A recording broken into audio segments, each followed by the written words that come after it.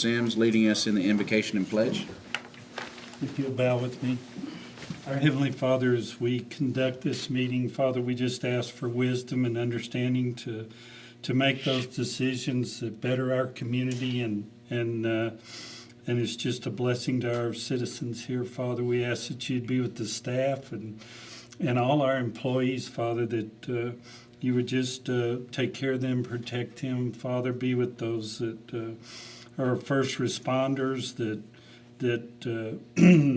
protect us and also take care of our health, Father. Just be with all those that and protect them and give them what they need. Father, be with those that protect our freedoms over the world, Father. Just keep them safe, keep their families comforted and safe. And we just ask again for wisdom on our decisions that we make this morning. And we thank you for the way you bless this community and the way you take care of us, and ask all these things in your Son's name. Amen. I pledge allegiance to the flag of the United States of America and to the republic for which it stands, one nation, under God, indivisible, with liberty and justice for all. Thank you, Pat. As always, we'd like to ask any attending citizens who have business they'd like to discuss with the commission that's not on our agenda to please step to the podium.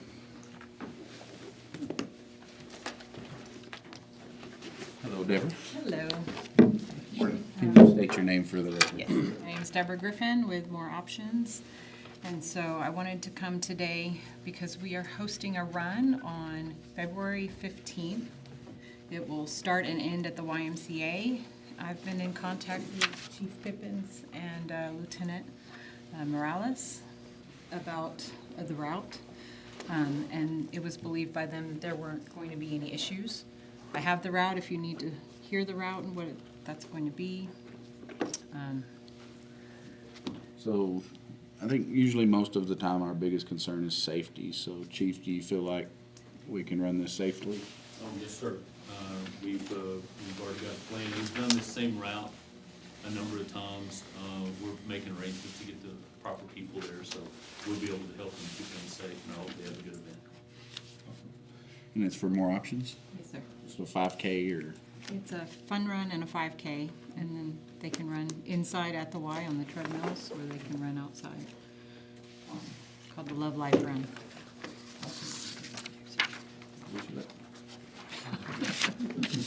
Well, we wish you luck. We can't really vote on anything that's not on the agenda, Yes, but sir. wish you luck. Thank you. Thank you. Have a great day. So, Mr. Mayor, Commission, one of the things we wanted to do today was to recognize some employees.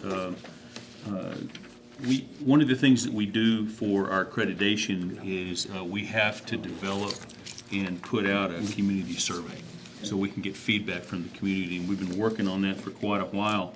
And the model that we use is one from the Department of Justice, and we modified it for our needs, but then we had to have it converted. We really need to have an English and Spanish version.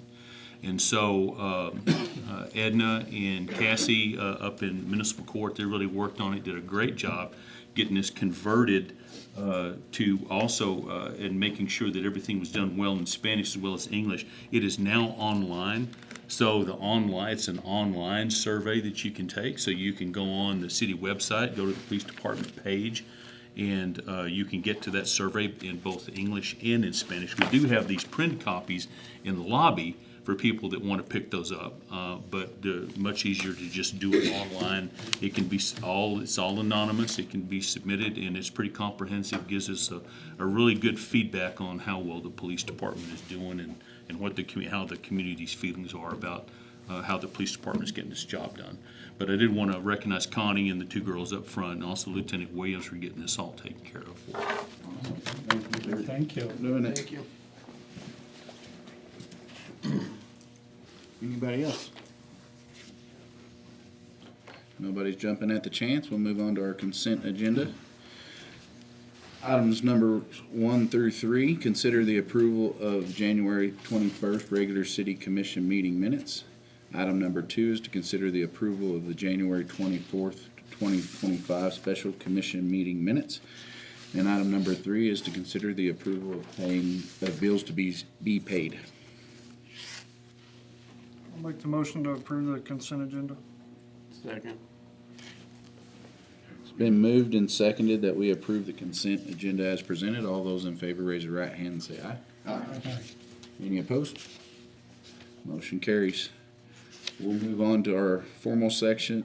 Item number 1 is to consider the approval of resolution number 25-02, text dot blanket agreement. Mark? Mayor, Commissioners, what you have before you is a housekeeping agreement for TDOT. It's basically for populations under 50,000.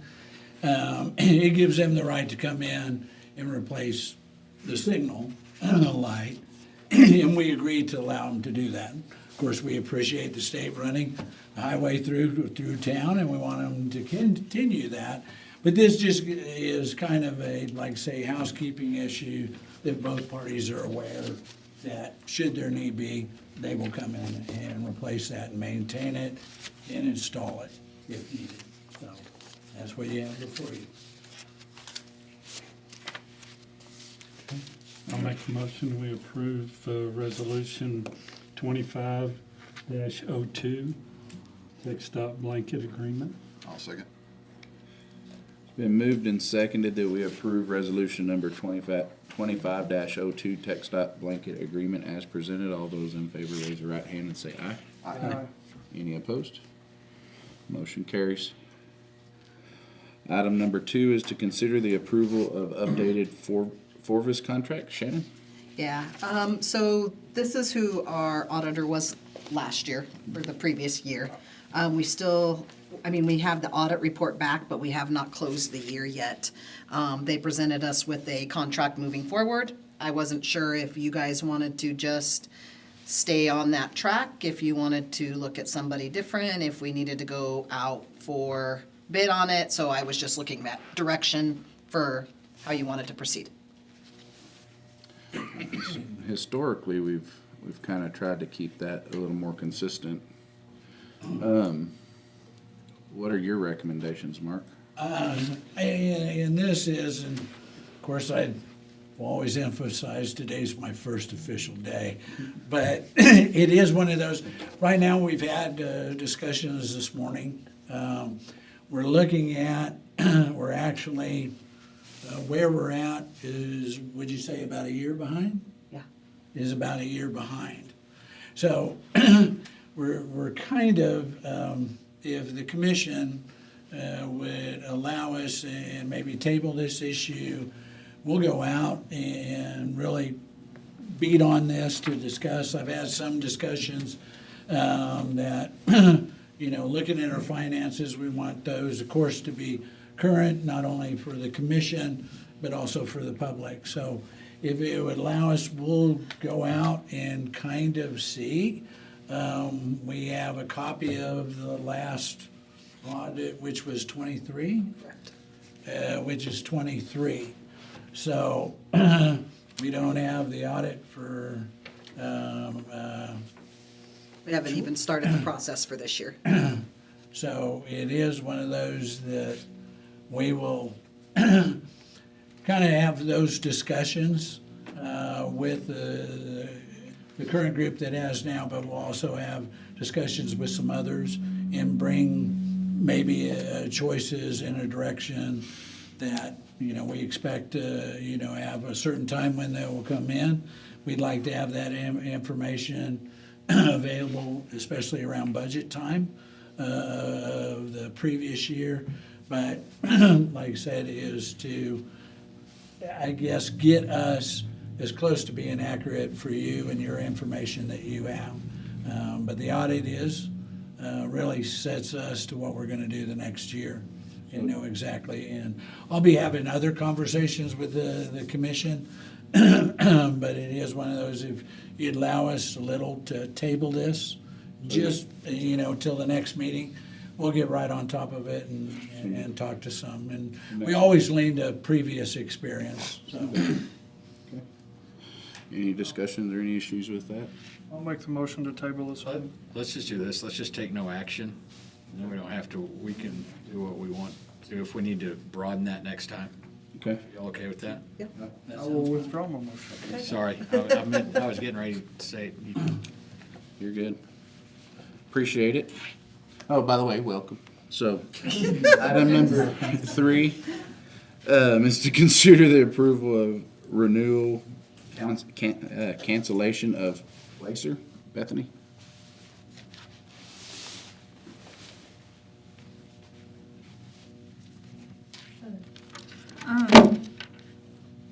So our placer contract is up. It'll automatically renew, he said mid-February, with a start date of March the 20th, 2025, and then go to 2024. I talked to Brandon at the EDC, Brandon and Bethany, and then I talked to Carl at the chamber, because we split the cost all 3 ways when we signed the contract initially, and nobody, the EDC and the chamber are not interested in pursuing it for another year. And then on top of that, the cost is going to increase to the $31,500 for the year, so that would fall completely on the city if y'all were wanting to renew it. how often did we use? I believe I am the only one that used it out of the 3 entities, and I used it for Doggy Days, the 4th of July, and Candy Cane Lane for the year. I used it 3 times.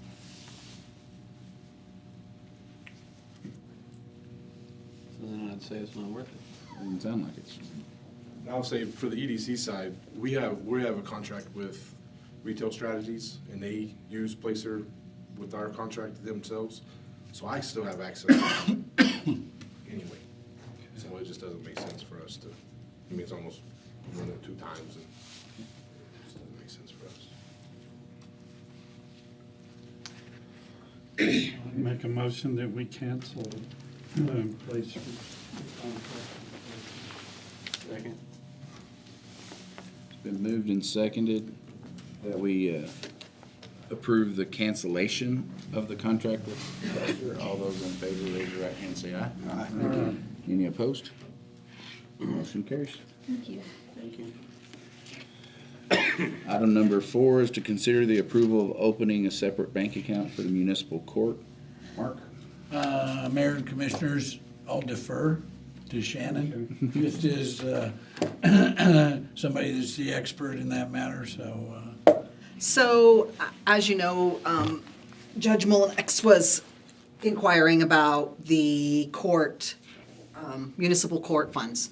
And so I reached out and provided that information for her. Ben thought it might be a good idea to take that account and make it its own account, so that, kind of like we've done the payroll and the insurance, so that everything is smoother coming in and out. I'm not 100% sure what goes into what fees from the municipal court go into those line items, but it would make it a little bit easier transition if they had their own account, and that way it's easier to provide that information. Right now, it's just part of all the funds. I mean, it has its own fund, but not its own bank account. So when you're providing information for that, and the big thing to, I guess, is when the accounts, even if they have their own fund and they're in the general fund, that stuff doesn't get carried over. That money you don't see that money next year. If you saved $5,000 this year, it's not rolling over to next year unless you have your own account, because the general fund sucks up everything. That's just the way it goes. And being that we have all of our accounts in one big pot, that's what happens. I did provide her with a detailed record of, from I think 2017, what was brought in and what was expensed, and we can go from there. But my suggestion and Ben's suggestion was moving forward that we do that in a separate bank account, and then that way it's It's easier to track, and then they know for sure what they have. If there's money left in there, that money will stay in there, and it's not getting absorbed somewhere else in a different fund or whatever the case may be. And I'm not saying that that's happened. It just tends to happen sometimes when you're dealing with general fund. If I may speak to this, I wasn't calling about the municipal court itself. I was calling about our tech fund and our courthouse security fund, which is specifically stated in your local government code and your code of criminal procedure. You have to have separate accounts for those. You can't take anything out of those accounts unless it is specified for the court itself under technology or court security. Connie keeps a pretty good record of what we should have in there, what we take in off of each citation. There's an exact amount of what goes in per citation into that account. It's not a rollover account. That account stays there. You can't roll it over. It stays there. It builds. And what she provided me is, it's kind of hard for us to read. It's stating that we're like in the hole. There's no way we would be in the hole in the fund, tech fund, or courthouse security, because we keep an eye on it. We don't spend out of it unless we know we have funds there to do it. We did all of this courthouse security. We did all these renovations in the courthouse, our courtroom. We replaced some ticket writers and things. We don't do any of that unless we check and make sure. We should be able to call and say, how much do we have in our tech fund? And you pull it up and tell us in a heartbeat. And to Shannon's benefit here, she's new and things. I know there's been some turnovers there, but obviously it's not set up the way it should be set up. And we've got about 20,000 that we're not even sure where it went to. You can't take money out of there to build or to finance computers and other offices. It can only be for computers. There's no way we spent an extra 20,000 on computers in that courtroom for 2 clerks.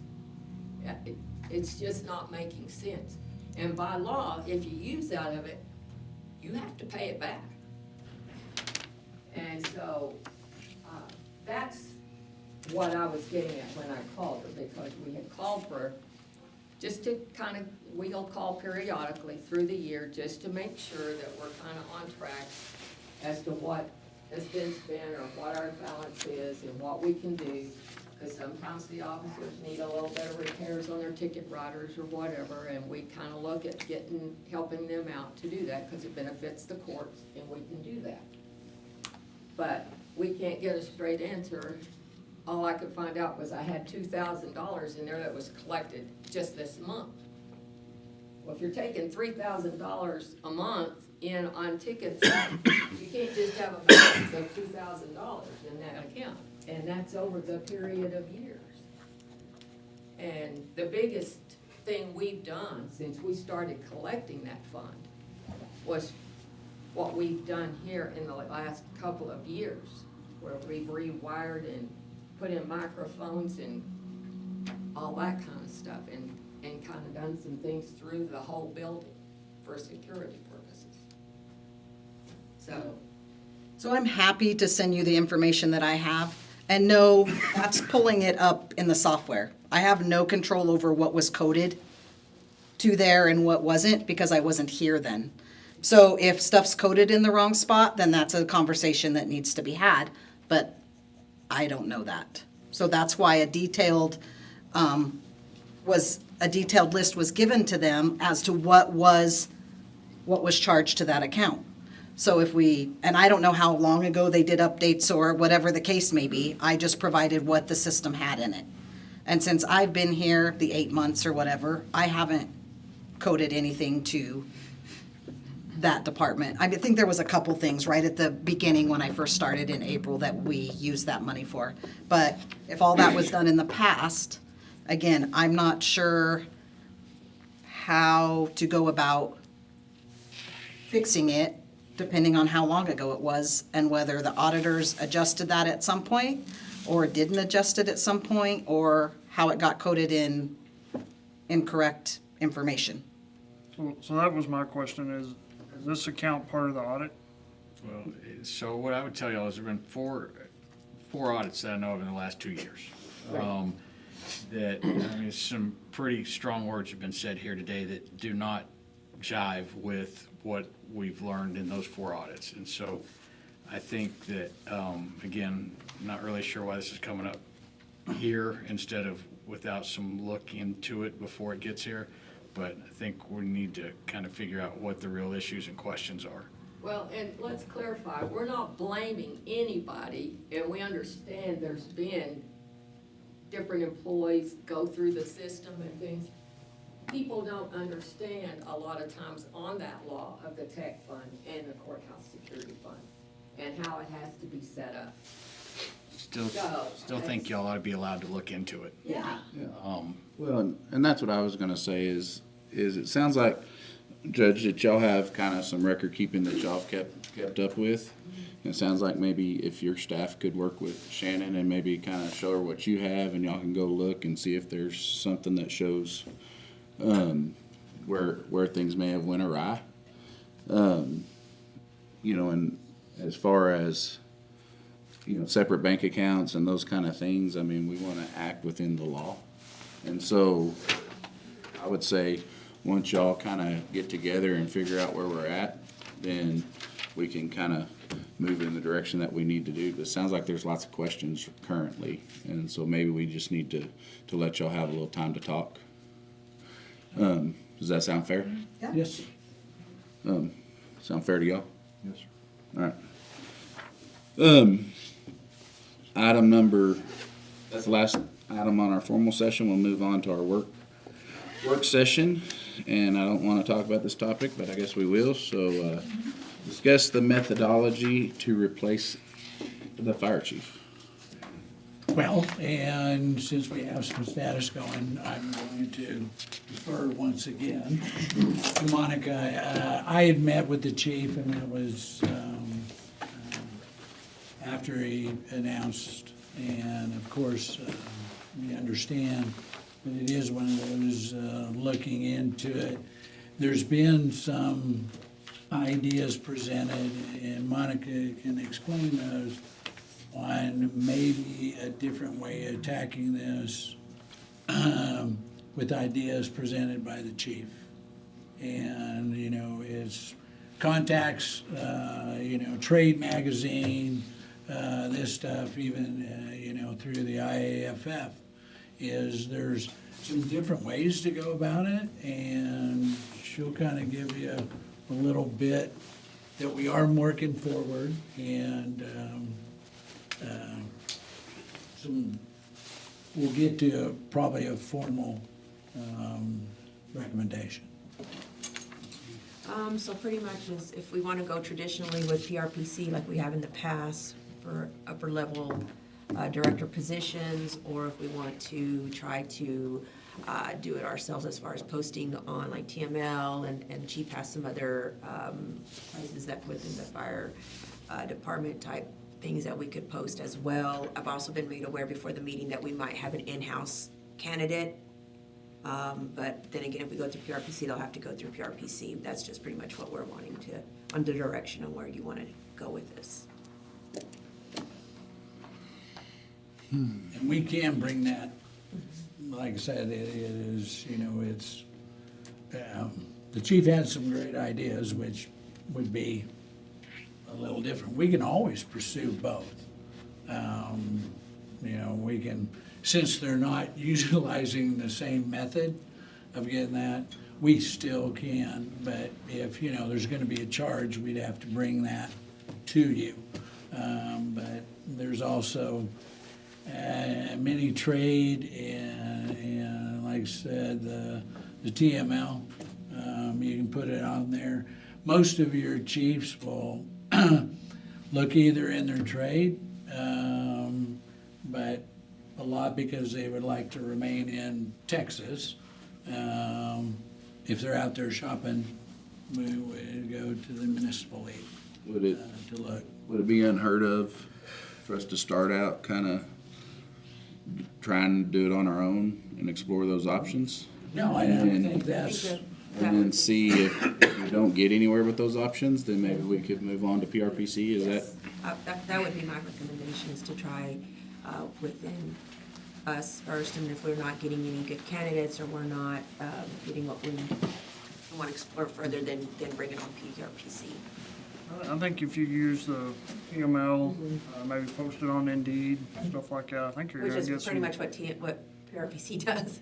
I don't see a reason To get them involved. to get them involved at this point. I think you guys are well enough qualified, you know, to we can play around with it. and, you know, I think you're qualified enough to even do some of the background stuff and. What I had suggested, and just so that I can kind of elaborate on what Monica was talking about, because this was all real preliminary when this happened, and our new city manager wasn't here yet. And so it was just kind of a thought. You know, a lot of the chiefs look on the Texas Commission on Fire Protection job board. There's a board out there that the Texas Fire Commission has for firefighters all the way up to chief. Tons of postings on there. It costs the city nothing to post there, as long as we're a regulated fire department, which we are.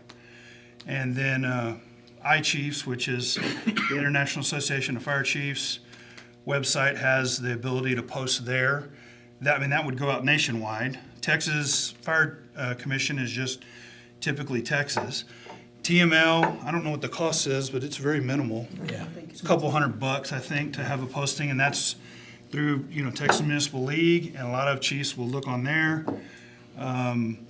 You know, and that's without spending a ton of money to just put it out there and see what kind of possibilities that you get back. And then, you know, if you don't get a good pool of candidates, or you don't get any, you know, anything that you're liking, then you could go out to you know, there's multiple, I call them headhunter firms, but firms that you can contract with to actually, there's specific firms that recruit fire chiefs and police chiefs specifically. That's what they specialize in. And I know 3 or 4 of them, you know, because I've done consulting work for them in the past and helped them out with different things.